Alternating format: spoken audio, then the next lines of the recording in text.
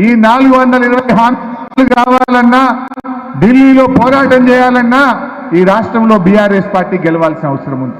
లేకపోతే మొన్నటి లెక్కనే 7 మండలాలు పోతే ఈ లోయర్ సీలేరు పోయింది.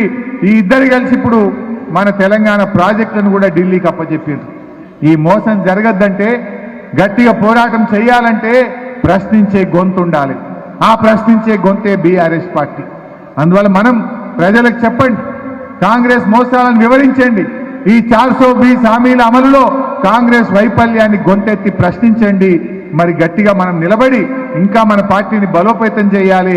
మహబూబాబాద్ ఎంపీని ఎట్టి పరిస్థితుల్లో మనం గెలిపించుకునే విధంగా కార్యకర్తలు కృషి చేయాలని చెప్పి నేను కోరుతా ఉన్నా. చివరగా ఒక్క మాట, మీకు కూడా రేపు లోకల్ బాడీ ఎలక్షన్లు వస్తాయి. రేపు సర్పంచ్లుగా, ఎంపీపీలుగా, జెడ్పీటీసీలుగా మీరు నిలబడ్డప్పుడు కూడా మేము వస్తాం. కార్యకర్తలకు అన్ని రకాలుగా సహాయ సహకారాలు అందించి మిమ్మల్ని గెలిపించుకుంటామని చెప్పి కూడా మనవి చేస్తా ఉన్నాం. ధైర్యంగా ఉండండి.